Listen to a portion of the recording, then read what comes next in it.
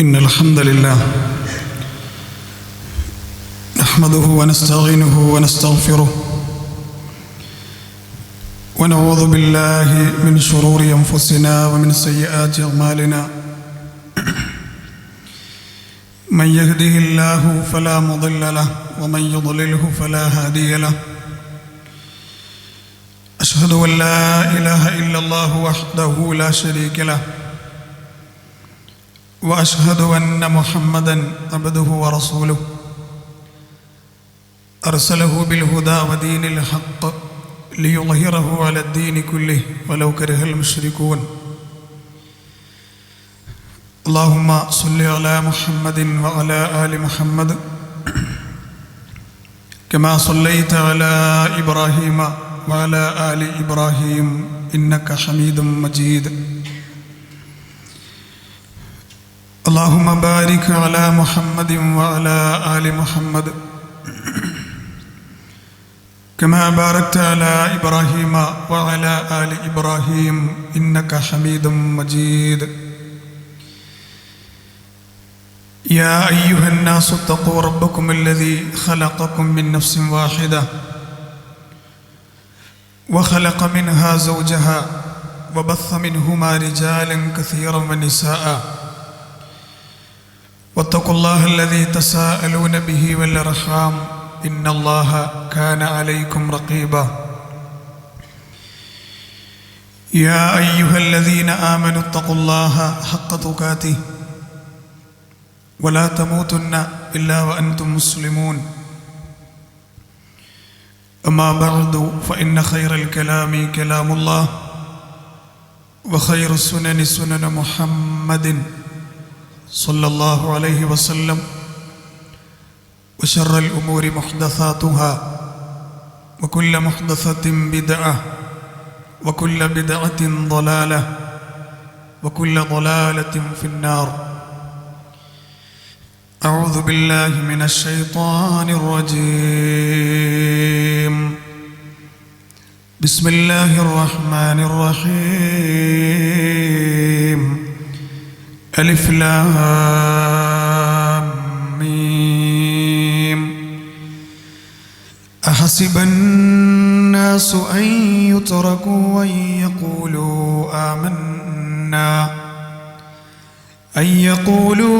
آمنا وهم لا يفتنون ولقد فتنا الذين من قبلهم فليعلمن الله الذين صدقوا وليعلمن الكاذبين.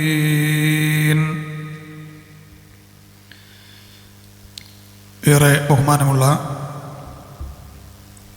സത്യവിശ്വാസികളെ, സത്യവിശ്വാസിനികളെ, സഹോദരീ സഹോദരന്മാരെ, പരമകാരുണികനും കരുണാവാരിധിയുമായ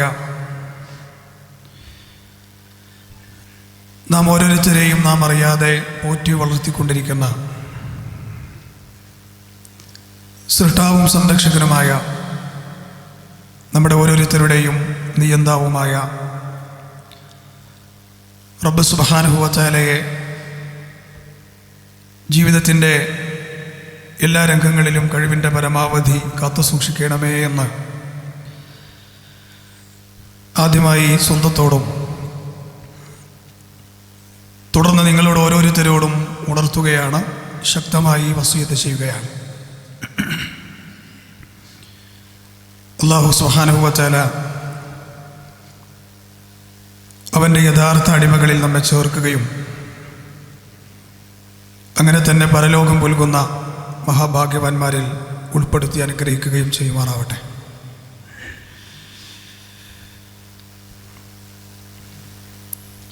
ജീവിതത്തിൻ്റെ അനിവാര്യമായ ഘടകമാണ് വ്യസനതകളും വിഷമങ്ങളും ഒരു വിശ്വാസിയെ തേടിയെത്തുക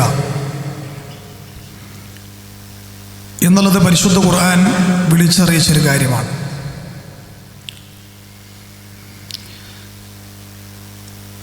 അത് ജീവിതത്തിൻ്റെ അനിവാര്യമായ ഭാഗമാണെങ്കിലും എന്തെങ്കിലുമൊക്കെ സങ്കടങ്ങളും വിഷമങ്ങളും ഇല്ലാത്തവർ നമ്മുടെ കൂട്ടത്തിലില്ല. അത് നമ്മുടെ ജീവിതത്തിൻ്റെ ഭാഗമാണെങ്കിലും അതിൽ നിന്നൊക്കെ രക്ഷപ്പെടാനുള്ള മാർഗങ്ങൾ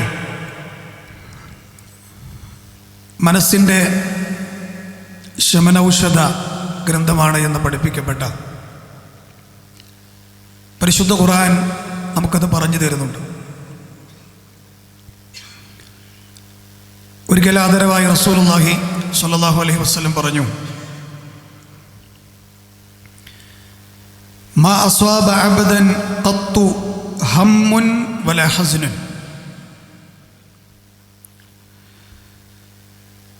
ഒരു വിഷമമാകട്ടെ, ഒരു വ്യസനമാകട്ടെ, ഇത് ബാധിച്ച ഒരടിമ, ഒരു ദാസൻ ഇങ്ങനെ ചൊല്ലുകയാണ് എങ്കിൽ, ഇല്ലാ അദ്ഹബല്ലാഹു ഹമ്മഹു വഗമ്മഹു വഅബ്ദലഹു മകാനഹു ഫറഹ. ഓരോ വാക്കുകൾ ശരിക്കും ശ്രദ്ധിച്ചു നോക്കണേ. ജീവിതത്തിൻ്റെ യാത്രക്കിടയിൽ വിഷമങ്ങൾ വല്ലതും വന്നാൽ, പ്രയാസങ്ങൾ വല്ലതും വന്നാൽ അവൻ ഇങ്ങനെ ചൊല്ലുകയാണ് എങ്കിൽ ആ വേദനയെ അള്ളാഹു പോക്കിക്കളയും. തലസ്ഥാനത്ത് വഅബ്ദലഹു മകാനഹു ഫറഹൻ. ഫറഹ് എന്ന് പറഞ്ഞാൽ സന്തോഷം എന്നാണ്. അപ്പം അതിങ്ങനെ ചൊല്ലണം. എങ്ങനെ?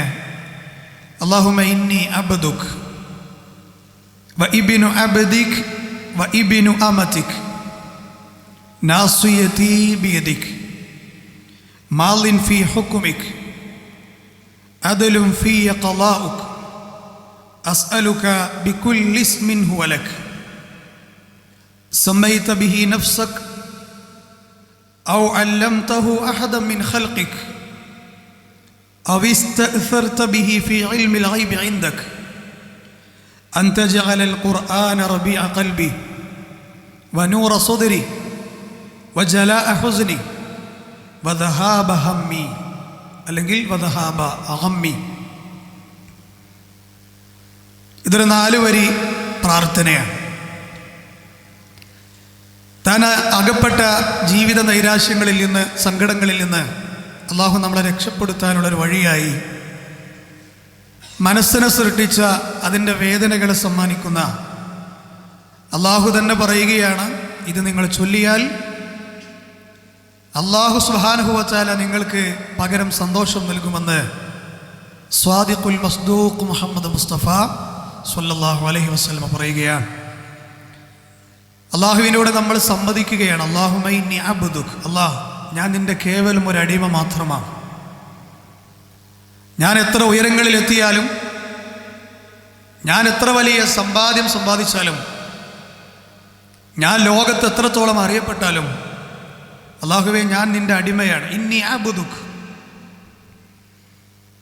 അല്ലാഹുവിൻ്റെ മുന്നിൽ നമ്മൾ ഒന്നുമല്ല എന്നുള്ള പ്രഖ്യാപനത്തോടെയാണ് അത് തുടങ്ങുന്നത്. വ ഇബ്നു അബ്ദിക്, നിന്റെ ഏതോ ഒരടിമയുടെ മകനാണ് ഞാൻ. നിന്റെ ഏതോ ഒരടിമയുടെ മകനാണ് ഞാൻ. വ ഇബ്നു അമതിക്, നിന്റെ ഏതോ ഒരടിമ, ഒരു ദാസിയായ ഒരു സ്ത്രീയുടെ മകനാണ് ഞാൻ, അല്ലെങ്കിൽ മകളാണ് ഞാൻ. എന്താണ് ഈ 3 പ്രഖ്യാപനങ്ങളിലൂടെ നമ്മൾ നടത്തിയത്? ഉബൂദിയ്യത്ത്. ഉബൂദിയ്യത്ത് എന്ന് പറഞ്ഞാൽ അള്ളാഹുവിൻ്റെ അടിമകളാണ് നമ്മളെന്നുള്ള പ്രഖ്യാപനം. ആ പ്രഖ്യാപനത്തോടെയാണ് നമ്മൾ ഈ ദുആ തുടങ്ങുന്നത്. ഇനി ഇതിൻ്റെ അപ്പുറത്തേക്ക് ഒരാൾക്ക് വിനയപ്പെടാനില്ല. ഞാനൊരു നിസ്സാരനായ അടിമയാണ്, ഏതൊരടിമയുടെ, നിന്റെ ഏതൊരു ദാസിയുടെ മകനാണ് ഞാൻ. ഇത് പറഞ്ഞിട്ട് അള്ളാഹുവിനോട്, റബ്ബേ നിന്റെ കയ്യിലാണ് എല്ലാ നിയന്ത്രണങ്ങളും എൻ്റെ എന്നാണ് പ്രഖ്യാപനം. നാസിയതി ബിയദിക് നാസിയത്തുൻ കാദിബ. ഒരായത്ത് കേട്ടിട്ടില്ലേ ഖുറാനിലെ? നാസിയത്തി എന്ന് പറഞ്ഞാൽ കുടുമ എന്നാണ് അർത്ഥം, മൂർധാവിൻ്റെ മുകൾ ഭാഗം. അല്ലാഹുവേ എൻ്റെ ജീവിതത്തിൻ്റെ മുഴു കൺട്രോളുകളും നിന്റെ പക്കലാണ് എന്നാണ് പറയുന്നത്. നാസിയതി ബിയദിക, അതായത് എൻ്റെ മൂർധാവിൻ്റെ മുകളിൽ പിടിച്ചിരിക്കുന്നത് നീയാണ്, അതിനെ ഇങ്ങനെ കൺട്രോൾ ചെയ്യുന്നത്. എനിക്കൊരുപാട് പ്ലാനിങ്ങുകൾ ഉണ്ടാകാം, എനിക്കൊരുപാട് ജീവിതത്തിൽ എനിക്ക് ചെയ്യാനുള്ള കുറേ പ്ലാനുകൾ ഞാൻ ചാർട്ട് ചെയ്തിട്ടുണ്ടാകാം. പക്ഷെ അതൊക്കെ നടക്കുമോ ഇല്ലയോ എന്ന് തീരുമാനിക്കുന്നത് അല്ലാഹുവേ നീയാണ്. ഞാൻ നിൻ്റെ വിധേയനാണ്. നിന്നിൽ നിന്നും എനിക്കൊരു സ്വയം പര്യാപ്തതയുടെ ഒരു സെക്കൻഡ് പോയിട്ട് അതിൻ്റെ ഏറ്റവും ചെറിയ അംശം ഏതാണോ അത്ര സെക്കൻഡ് നേരത്തേക്ക് പോലും ഞാൻ ആരുമല്ല. അതുകൊണ്ടാണ് ഒരു മുഅ്മിൻ ദിനേന പ്രഖ്യാപിക്കുന്നത് അദ്കാറുകളിലൂടെ, അദ്കാറു സ്വബാഹിലൂടെ, അദ്കാറുൽ മസായിലൂടെ. ഒരു വിശ്വാസി പറയുന്നത് എന്താണ്? വലാ തകിൽനി ഇലാ നഫ്സി തർഫത ഐൻ. എൻ്റെ കണ്ണിൻ്റെ ഇമവട്ടി, ആ ഒരു വൈപ്പർ സിസ്റ്റം ഉണ്ടല്ലോ, അടച്ച് തുറക്കൽ, ആ സെക്കൻഡ് നേരത്തേക്ക് പോലും എൻ്റെ ജീവിതത്തെ നീ എന്നെ ഏൽപ്പിക്കല്ലേ. കാരണം അതുപോലും ഏറ്റെടുക്കാൻ ഞാൻ പര്യാപ്തനല്ല. നാസിയതി ബിയദിക എന്ന് പറഞ്ഞാൽ അതാണ്, എൻ്റെ ജീവിതത്തിൻ്റെ കുടുമ പിടിച്ചിരിക്കുന്നത് നീയാണ് റബ്ബേ. നീ എന്താണോ എൻ്റെ ജീവിതത്തിൽ വിധിക്കുന്നത് അതനുഭവിക്കുകയല്ലാതെ ഈ ദുർബലനായ എനിക്ക് സാധ്യമല്ല. അല്ലാഹുമ്മ ലാ മാനിഅ ലിമാ അഅ്തൈത് വലാ മുഅ്തിയ ലിമാ മനഅത്. നീ തടഞ്ഞതിനെ മേടിച്ചു തരാൻ, നീ തരാൻ ഉദ്ദേശിച്ചതിനെ ലോകത്തൊരു പടപ്പുകൾക്കും റിജക്റ്റ് ചെയ്യാൻ, തടഞ്ഞു വെക്കാൻ ആർക്കും സാധ്യമല്ല എന്നുള്ള ആ ഒരു പ്രഖ്യാപനത്തിൻ്റെ സുഖം, ആ ഒരു പ്രഖ്യാപനത്തിൻ്റെ ശാന്തത, സമാധാനം ഒരിക്കലും ഒരു വിശ്വാസിക്കല്ലാതെ കിട്ടൂല. അതാണ് ഈ പ്രഖ്യാപനം. എന്നിട്ട് അല്ലാഹുവിനോട് നമ്മൾ പറയുന്നു, മാലിൻ ഫീ ഹുക്മിക് അദ്ലുൻ ഫീ ഖളാഉക് അസ്അലുക ബികുല്ലി ഇസ്മിൻ ഹുവ ലക സമ്മൈതു ബിഹി നഫ്സക ഔ അല്ലംതഹു അഹദൻ മിൻ ഖൽഖിക ഔ ഇസ്തഅ്സർത ബിഹി ഫീ ഇൽമിൽ ഗൈബി ഇൻദക്. അല്ലാഹുവേ, നീ എന്നിൽ വിധിച്ചതെന്തോ അത് ഏറ്റുവാങ്ങാൻ ഞാൻ സന്നദ്ധ. നേരത്തെ പറഞ്ഞല്ലോ. പിന്നെന്താ പറയണത്? നീ പഠിപ്പിച്ച നിന്റെ നാമങ്ങൾ, നീ ഇഷ്ടപ്പെട്ട നിന്റെ ദാസന്മാർക്ക് മാത്രമായി പറഞ്ഞു കൊടുത്ത നാമങ്ങൾ, അതുപോലെ നിന്റെ ഇൽമുൽ ഗൈബിന്റെ ലോകത്ത് നീ മറച്ചു വെച്ച ഞങ്ങൾക്ക് ആർക്കും പറഞ്ഞു തരാത്ത നിന്റെ നാമങ്ങൾ, ഈ നാമങ്ങൾ വെച്ചുകൊണ്ട് അസ്അലുക, ഞാൻ നിന്നോട് ചോദിക്കുന്നു റബ്ബേ. എന്താണ് ആ ചോദ്യം എന്നറിയുമോ? അന്തജഅലൽ ഖുർആന റബീഅ ഖൽബി, മാനവകുലത്തിൻ്റെ വഴികാട്ടിയായി, മാനവകുലത്തിൻ്റെ സിലബസായി, മാനവകുലത്തിൻ്റെ ജീവിത പദ്ധതിയായി, മാനവകുലത്തിൻ്റെ ജീവിതത്തിൻ്റെ ഐക്കണായി നീ അവതരിപ്പിച്ച പരിശുദ്ധ ഖുർആൻ ഉണ്ടല്ലോ, ആ ഖുർആനിനെ എൻ്റെ ജീവിതത്തിലെ, എൻ്റെ ശരീരത്തിലെ ഏറ്റവും പ്രധാനപ്പെട്ട അവയവമെന്ന് മുത്തുനബി പഠിപ്പിച്ച ആ ഹൃദയത്തിൻ്റെ വസന്തമാക്കേണമേ എന്നാണ് ഒരു വിശ്വാസി പ്രാർത്ഥിക്കുന്നത്. അന്തജഅലൽ ഖുർആന റബീഅ ഖൽബി. മതിയോ? ഹൃദയത്തിൻ്റെ വസന്തമാക്കിയാൽ മാത്രം മതിയോ? പോരാ. വനൂറ സ്വദരി, എൻ്റെ ഹൃദയത്തിൻ്റെ നൂറാക്കണമേ, എൻ്റെ ഹൃദയത്തിൻ്റെ പ്രകാശമാക്കണമേ ആ വിശുദ്ധ മഹാവേദഗ്രന്ഥത്തെ. ഖുർആൻ വെളിച്ചം സ്ഫുരിപ്പിച്ച ഒരു ഹൃദയങ്ങളും അസൂയ വെച്ച് പുലർത്തില്ല. വിശുദ്ധ ഖുർആൻ വെളിച്ചം പരത്തിയ ഒരു ഹൃദയങ്ങളും വിദ്വേഷം വെച്ച് പുലർത്തില്ല.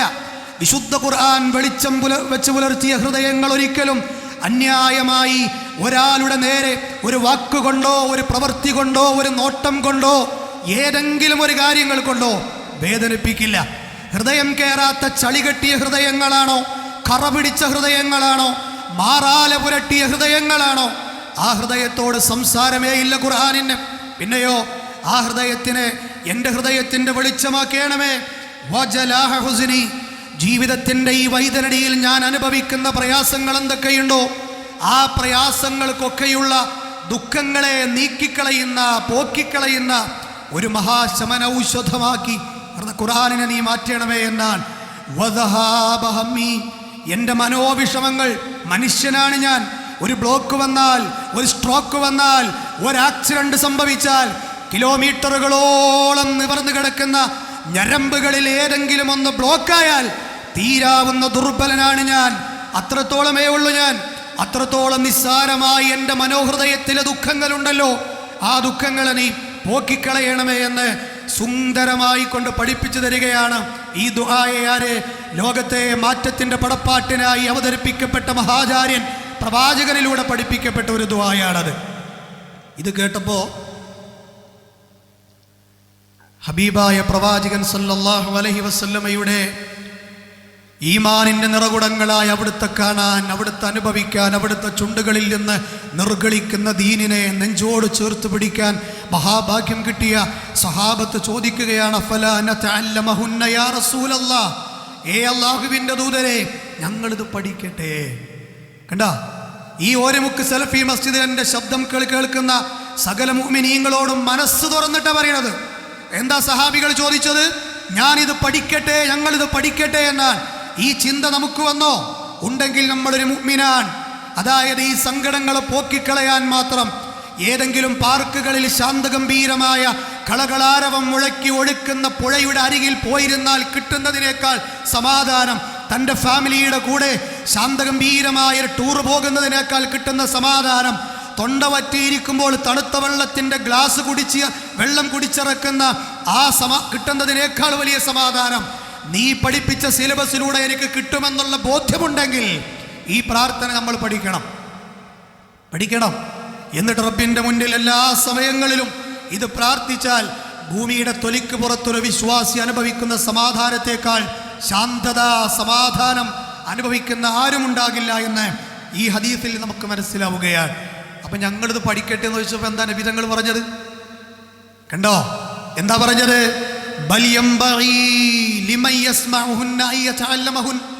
ഇത് നിങ്ങൾ പഠിക്കണം. ആരൊക്കെ ഇത് നിങ്ങൾ കേൾപ്പിക്കുന്നുണ്ടോ ഓരോടും പഠിക്കാൻ പറയണം. ഇതെന്തിനാ നമ്മൾ പറഞ്ഞത്? ജീവിതത്തിലെ എല്ലാ പ്രയാസങ്ങളെയും പോക്കിക്കളയാൻ ഈ ദുആക്ക് കഴിയുമെന്നാണ്. വിഷമങ്ങളും സങ്കടങ്ങളും വിശ്വാസിയെ ബാധിക്കുമെന്നുള്ളൊരു വശം കൂടി ഇതിലുണ്ട്. കാരണം ഇത് പ്രാർത്ഥിക്കാൻ പറഞ്ഞത് ആരോടാ? വിശ്വാസികളോടാ. അതിൻ്റെ അർത്ഥം എന്താ? വിശ്വാസിക്ക് വിഷമം ഉണ്ടാവും. വിശ്വാസി മനുഷ്യനാണ്. വിശ്വാസിയായാൽ പിന്നെ ഒരു പ്രശ്നം ഉണ്ടാവില്ല എന്നല്ല. അതാണ് അല്ലാഹ് ചോദിച്ചത്. അലിഫ് ലാം മീം. ഈ സൂറത്ത് അങ്കബൂത്തിൽ ആദ്യത്തെ 2-3 ആയത്തുകളാണ്. അല്ലാഹു സുബ്ഹാനഹു വ തആല ഹുറൂഫുൽ മുഖത്തഅ വെച്ചുകൊണ്ട് സൂറത്ത് തുടങ്ങുകയാണ്. എന്നിട്ട് അല്ലാഹ് പറയുന്നു, അഹസിബന്നാസ്. ഒരു ചോദ്യമാണ്. ഓ മനുഷ്യ, നീ വിചാരിച്ചു പോയോ എന്ത്?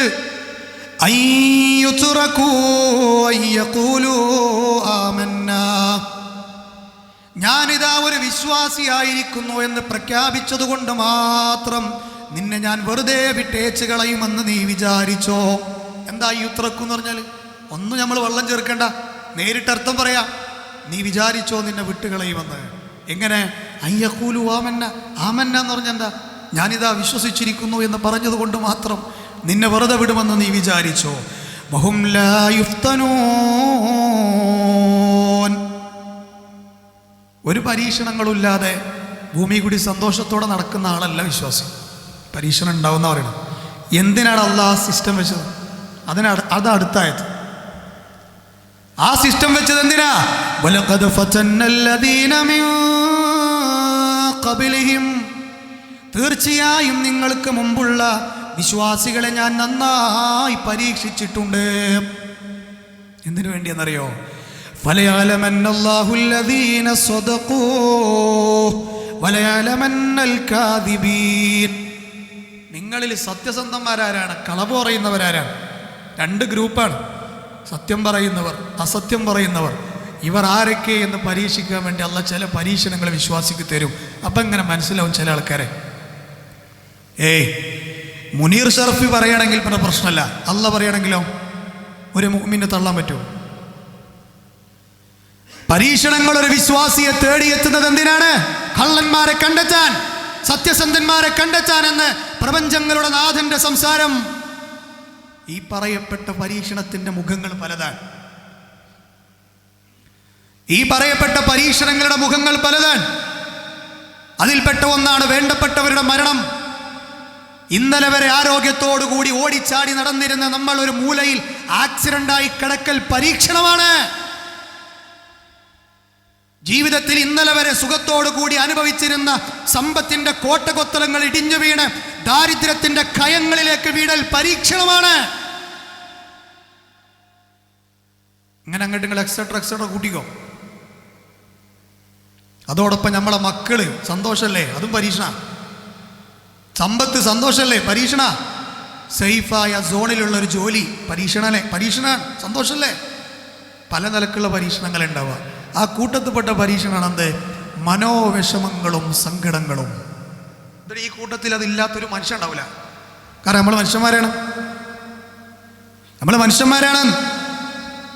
മഹാനായ നേതാവ് മുഹമ്മദ് മുസ്തഫ സല്ലല്ലാഹു അലൈഹി വസല്ലം പറയുകയാണ്, ഇന്ന ഇളമൽ ജസാഇ മഅ ഇളമിൽ ബലാ. സുബ്ഹാനല്ലാഹ്, അല്ലാത്ത വാക്കാണിത്. എന്നാ പറഞ്ഞത്? ഇന്ന ഇളമൽ ജസാഇ മഅ ഇളമിൽ ബലാ. പ്രതിഫലത്തിന്റെ മഹാത്മ്യം പരീക്ഷണത്തിന്റെ വലിപ്പമനുസരിച്ചാൻ. നിനക്ക് അല്ലാഹു തരുന്ന പ്രതിഫലത്തിന്റെ മഹാത്മ്യം നിനക്ക് കിട്ടിയ പരീക്ഷണത്തിന്റെ വലിപ്പം നോക്കിയിട്ടാണ്. എന്നിട്ട് അവിടുന്ന് പറഞ്ഞു, വഇന്നല്ലാഹ അസ്സ വജൽ ഇദാ അഹബ്ബ ഖൗമൻ ഇബ്തിലാഹും. ഇത് വ്യക്തമാണ് കാര്യങ്ങൾ. അള്ളാഹു ഒരു സമൂഹത്തെ ഇഷ്ടപ്പെട്ടാൽ ഇബ്തിലാഹും പോലെ അള്ളാഹ് പരീക്ഷിക്കും. ഇത് മനസ്സ് സെറ്റ് ചെയ്താലേ ജീവിതം സന്തോഷ.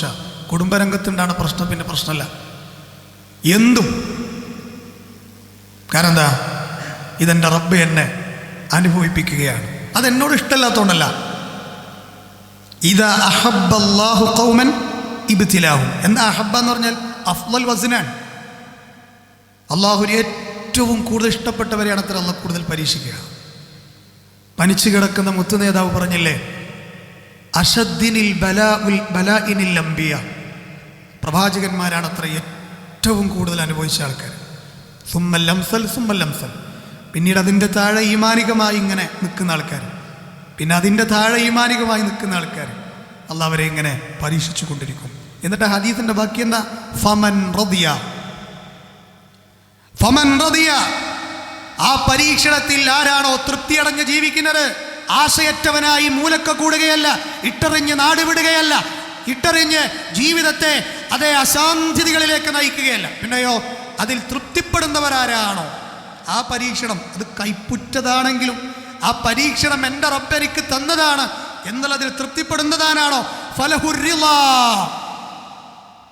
അല്ലാഹു സുബ്ഹാനഹു വ തആല അവനെ തൃപ്തിപ്പെടുമെന്ന് മുഹമ്മദ് മുസ്തഫ സ്വല്ലല്ലാഹു അലൈഹി വസല്ലം. കാര്യം വ്യക്തല്ലേ? ഇതാർക്കും മനസ്സിലാകാതിരിക്കൂല, വളരെ വ്യക്തമാണ്. വമൻ സഖിത, ഇനി അല്ലാഹ് തന്ന ആ പരീക്ഷണത്തോട് കോപാകുലനായി ദേഷ്യപ്പെട്ടാണോ നീ ജീവിക്കുന്നത്, ഫലഹു സുഖ്ത്, അല്ലാഹുവിനോട് കോപിക്കും. നീ എങ്ങനെയെന്ന് നോക്കാനാണത്. അപ്പം അതിനോട് എങ്ങനെയും നമ്മൾ ആലോചിക്കണം. പരീക്ഷണങ്ങൾ മാനമിറങ്ങും എന്ന് തന്നെയാണ് ഇതിൽ നമുക്ക് മനസ്സിലാക്കുന്നത്. അതിൽ വേദനകൾ, വിഷമങ്ങൾ അനുഭവിക്കുന്ന വിശ്വാസികൾ ഉണ്ടാകും. സൂറത്ത് തൗബയിൽ എന്ന് പറഞ്ഞില്ലേ, എന്ത് പരീക്ഷണം വന്നാലും വിശ്വാസി എന്താ പറയാ? ഉല്ലയുസീബനാ ഇല്ലാ മാ കതബല്ലാഹു ലനാ ഹുവ മൗലാനാ വഅലല്ലാഹി ഫല്യതവക്കലിൽ മുഅ്മിനൂൻ. ഇതേ ഒരു കിൻഡൽ ഖാനുള്ള ആയത്താണ്.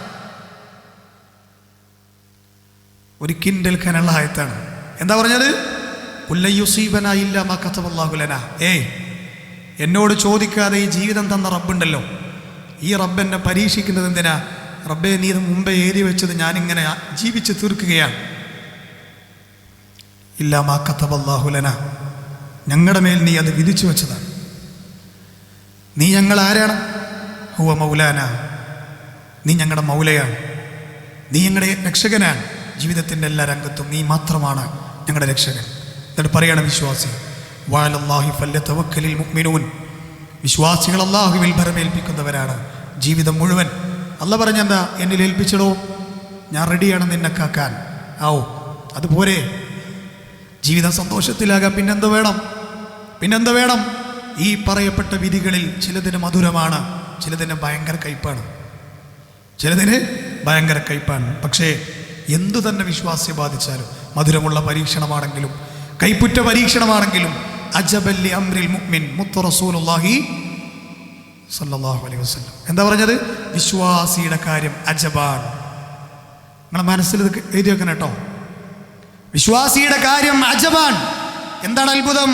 ഇന്ന അംറഹു കുല്ലുഹു ഖൈർ, അവനെ ബാധിക്കുന്ന ചെറുതും വലുതുമായ എല്ലാം അവന് ഖൈറാണ്, എല്ലാം ഖൈറാണ്. ഇത് വിശ്വാസിക്കല്ലാതെ കിട്ടൂല എന്നും പറഞ്ഞു. വിശ്വാസി തൊട്ടതൊക്കെ ഓഫറാക്കി മാറ്റിയെടുക്കുന്ന ആളാണ് വിശ്വാസി. കാരണം എന്താ, ഈ ഹദീസിൻ്റെ ആശയം പറയാം, സമയമില്ലാത്തതുകൊണ്ട്.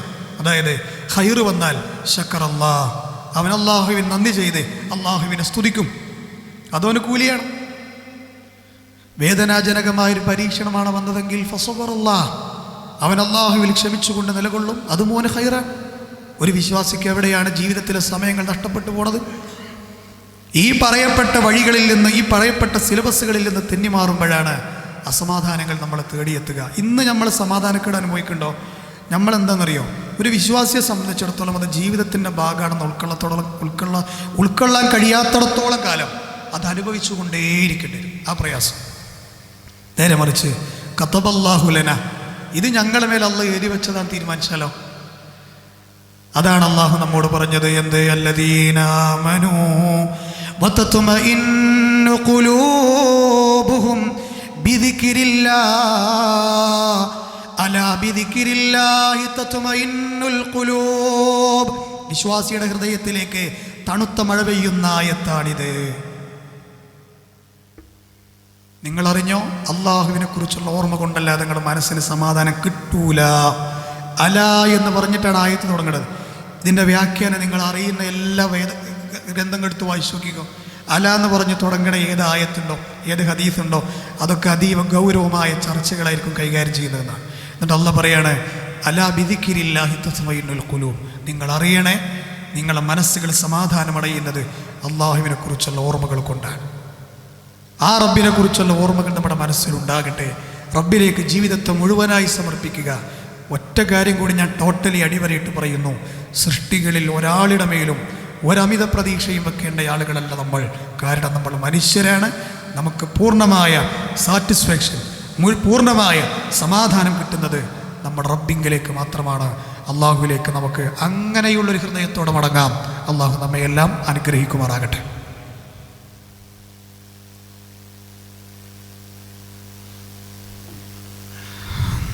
അൽഹംദുലില്ലാഹ് ഹംദൻ കസീറൻ തയ്യിബൻ മുബാറകൻ ഫീ.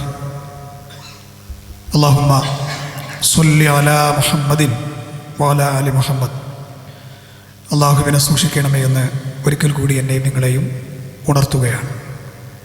അബ്ബാസിയ ഭരണകാലഘട്ടത്തിലെ മഹാനായ കവിയും തഖിയും വറഉള്ള വ്യക്തിയുമായിരുന്നു, ദാർശനികനുമായിരുന്നു അബ്ദുൽ കരീം അൽ അസ്മഈ റഹിമഹുല്ലാ. നിങ്ങൾ ഇദ്ദേഹത്തെ ഓർക്കണം. ആദ്യമായിട്ട് കേൾക്കുന്നവരുണ്ടാവും, മുമ്പ് കേട്ടവരുണ്ടാകാം. ഇദ്ദേഹത്തെ നിങ്ങൾ മറക്കരുത്.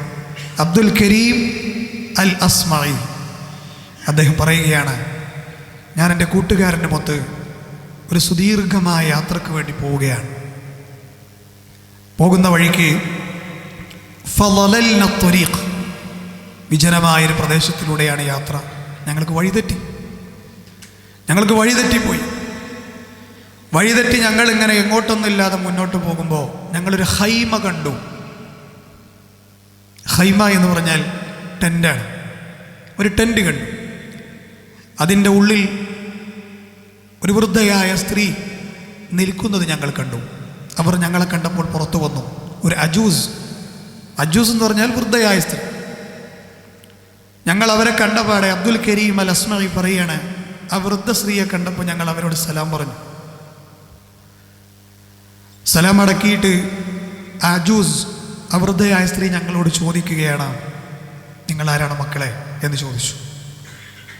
നിങ്ങൾ മുമ്പ് ഇവിടെ കണ്ടിട്ടില്ലല്ലോ, നിങ്ങൾ ആരാണ്?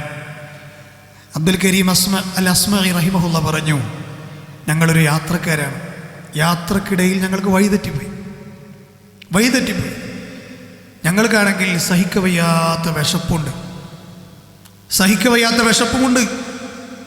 അബ്ദുൽ കരീം അൽ അസ്മഈ പറയുകയാണ്, ഞങ്ങളുടെ പ്രയാസം കേട്ടുകൊണ്ടാകാം ആ സ്ത്രീ ഉടനെ തന്നെ ഞങ്ങളോട് പറഞ്ഞു, ഇരിക്കൂ, നിങ്ങൾക്ക് വേണ്ട ഭക്ഷണം ഞാൻ ഒരുക്കി തരാം എന്ന വൃദ്ധ പറയാം.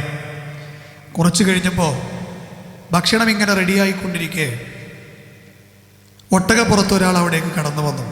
ഒട്ടകപ്പുറത്ത് വേറൊരാൾ അങ്ങോട്ട് കടന്നു വന്നു. അദ്ദേഹത്തെ കണ്ടപ്പോൾ ആ വൃദ്ധ സ്ത്രീ പറയുകയാണ്, അസ്അലുല്ലാഹ ബറക്കത്ത് ബിഹാദൽ മുഖ്ബിൽ, അദ്ദേഹത്തിനുള്ള ബറക്കത്ത് ഞാൻ അള്ളാഹുവിനോട് ചോദിക്കുന്നു എന്നാണ്. അതായത് ആ ഒട്ടകപ്പുറത്ത് വന്ന വ്യക്തിക്ക് വേണ്ടി പ്രാർത്ഥിക്കുകയാണ്, ബറക്കത്തിന് വേണ്ടി പ്രാർത്ഥിക്കുകയാണ് ആ വൃദ്ധ. എന്നിട്ട് ആ സ്ത്രീ പറയുകയാണ്, അബ്ദുൽ കരീം അൽ അസ്മഇയോട് പറയാണ്, ആ ഒട്ടകം എൻ്റെ മകൻ്റെതാണ്, ഒട്ടകപ്പുറത്തിരിക്കുന്നവൻ എൻ്റെ മകനല്ല. എന്താണ് എൻ്റെ മകൻ്റെ ഒട്ടകവുമായി ഈ ഒട്ടകപ്പുറത്ത് ഈ വ്യക്തി വന്നത് എന്തിനാണെന്ന് എനിക്ക് മനസ്സിലായിട്ടില്ല. പക്ഷെ അള്ളാഹു അദ്ദേഹത്തിന് ബറക്കത്ത് ചെയ്യട്ടെ എന്ന സ്ത്രീ പ്രാർത്ഥിക്കുകയാണ്. ആ സ്ത്രീയോട്, ഒട്ടകപ്പുറത്തുള്ള വ്യക്തി ആ വൃദ്ധയായ സ്ത്രീയോട് പറഞ്ഞു, അസ്സലാമു അലൈക്കും യാ ഉമ്മ അഖീൽ, അഖീലിൻ്റെ ഉമ്മ നിങ്ങൾക്ക് സലാം, അഖീലിൻ്റെ ഉമ്മ നിങ്ങൾക്ക് സലാം. ആ സമയത്ത് അത്ഭുതത്തോടു കൂടി ആ സ്ത്രീ അദ്ദേഹത്തോട് ചോദിച്ചു. ആ സ്ത്രീ ചോദിക്കുകയാണ്, വൈഹക് അവാ മാത അഖീൽ, അഖീൽ എന്താ സംഭവിച്ചു? അവൻ മരിച്ചോ? അവൻ മരണപ്പെട്ടോ എന്ന് ചോദിച്ചു. ആ സമയത്ത് അദ്ദേഹം പറഞ്ഞു, ഉമ്മ, നിങ്ങളുടെ മകൻ അഖീൽ മരണപ്പെട്ടിട്ടുണ്ട്. നിങ്ങളുടെ മകൻ അഖീൽ ഒട്ടകം മേയ്ക്കുന്ന ആളാണെന്ന് അറിയാലോ. ആ ഒട്ടകങ്ങൾ അവനെ തിരക്കി തള്ളി കൊണ്ടുപോയി ഒരു വലിയ കിണറ്റിലേക്ക് അവൻ വീണുപോയി. അവൻ മരണപ്പെട്ടിരിക്കും. ഇതെല്ലാം കേട്ടുകൊണ്ടിരിക്കുന്ന അബ്ദുൽ കരീം അൽ അസ്മഇ പറയുകയാണ്, ഇത് കേട്ട ഉടൻ ആ വൃദ്ധ സ്ത്രീ ഒരാടിനെ പിടിച്ചുകൊണ്ടുവന്ന് ആ ഒട്ടകപ്പുറത്ത് വന്ന് വിവരം പറഞ്ഞ വ്യക്തിയുടെ കൈകളിൽ ഏൽപ്പിച്ചു. ഒരാടിനെ കൊടുത്തിട്ട് ആ ഒട്ടകപ്പുറത്തുനിന്ന് തൻ്റെ മകൻ്റെ വിവരം അറിയിച്ച ആളെ കയ്യിൽ കൊടുത്തു. എന്നിട്ട് പറഞ്ഞു, മോനെ, ഈ ആടിനെ ഒന്ന് അറുത്തരുമോ, എന്നിട്ട് പെട്ടെന്ന് ഇതിനെ ഒന്ന് മാംസമാക്കി തരുമോ എന്ന് ചോദിച്ചു. അതിനുശേഷം ആ മാംസം കൊണ്ട് വീട്ടിലുള്ള അതിഥികളായിരുന്നു ഞങ്ങൾക്ക് ആ സ്ത്രീ ആ സങ്കടങ്ങളൊക്കെ മനസ്സിൽ വെച്ചുകൊണ്ട് ഭക്ഷണം ഉണ്ടാക്കി തന്നു. ആ ഭക്ഷണം തരാമെന്നുള്ള നിലപാടൊന്നും അവർ മാറിയിട്ടില്ല, ഭക്ഷണം തന്നു. ആ സമയത്ത് ആ വൃദ്ധ സ്ത്രീ അവരോട് ചോദിച്ചു, ആരോട്? അബ്ദുൽ കരീം അൽ അസ്മഇയോടും കൂടെയുള്ള ആളോടും ചോദിക്കുകയാണ്, മക്കളെ, നിങ്ങളിൽ നന്നായി ഖുർആൻ ഓതാൻ അറിയുന്നവരാരുള്ളത്? ഉടനെ തന്നെ അബ്ദുൽ കരീം അൽ അസ്മഇ പറഞ്ഞു, ഉമ്മ, എനിക്കറിയാം, എനിക്ക് ഓതാൻ അറിയാം. അപ്പോൾ ആ വൃദ്ധ സ്ത്രീ പറഞ്ഞു, എങ്കിൽ എനിക്കൊന്ന് ഖുർആൻ ഓതി കേൾപ്പിച്ചു തരാമോ എന്നാണ്. ഖുർആൻ ഓതി കേൾപ്പിച്ചു തരാമോ? ഞാൻ അത് കേട്ട് എൻ്റെ മകൻ്റെ മരണവാർത്തയിൽ നിന്ന് ഒന്ന് ആശ്വാസം കൊള്ളാൻ വേണ്ടിയാണ്. അപ്പോൾ അബ്ദുൽ കരീം അൽ അസ്മഇ ഓതിയത് ഈ ആയത്താണ്, വലനബ്ലുവന്നകും ബിശൈഇൻ മിനൽ ഖൗഫി വൽ ജൂഅ് വനഖ്സിൻ മിനൽ അംവാലി വൽ അൻഫുസി വസ്സമറാത്ത് വബശ്ശിരിസ് സ്വാബിരീൻ അല്ലദീന ഇദാ അസ്വാബതുഹും മുസീബ ഖാലൂ ഇന്നാ ലില്ലാഹി വഇന്നാ ഇലൈഹി റാജിഊൻ ഉലൈക അലാ സ്വലവാതും മിർ റബ്ബിഹിം വറഹ്മ വഉലൈക ഹുമുൽ മുഹ്തദൂൻ. ഇതാണ് അബ്ദുൽ കരീം അൽ അസ്മഇ ആ ടെൻറ്റിൻ്റെ ഉള്ളിൽ വേദന കടിച്ചമർത്തി ജീവിക്കുന്ന ആ അജൂസിൻ്റെ മുന്നിൽ ഓതിയ ആയത്തുകൾ. വലനബ്ലുവന്നകും എന്ന് പറഞ്ഞാൽ ഞാൻ നിങ്ങളെ പരീക്ഷിക്കുക തന്നെ ചെയ്യും, അല്ലേ? മിനൽ ഖൗഫി, പേടികൊണ്ട്, വൽ ജൂഇ, വിശപ്പ് കൊണ്ട്, വനഖ്സി മിനൽ അംവാൽ, സമ്പത്തിലുള്ള കുറവ് കൊണ്ട്, അതുപോലെ തന്നെ നിങ്ങളുടെ കൃഷിയിടങ്ങളിലുള്ള നാശനഷ്ടങ്ങൾ കൊണ്ട് ഞാൻ നിങ്ങളെ